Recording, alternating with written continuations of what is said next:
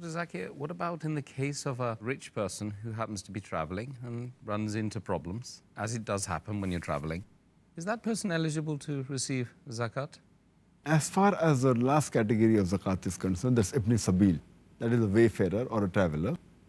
If a person who's traveling and if he gets stranded in a foreign land, even though he's rich, for example, a rich American comes and someone robs his suitcase and all his money and he's stranded.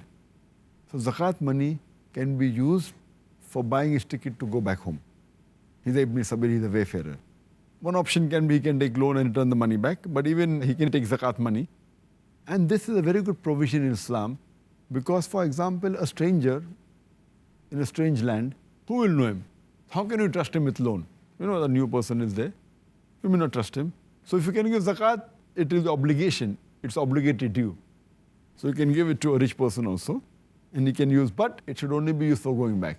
You can't use zakat's fund so that he stays for long there and he uses the hotel and he has luxurious food, etc. It should be structured that he goes back to his place so that you help him out with the minimum requirement so that he reaches back safely home.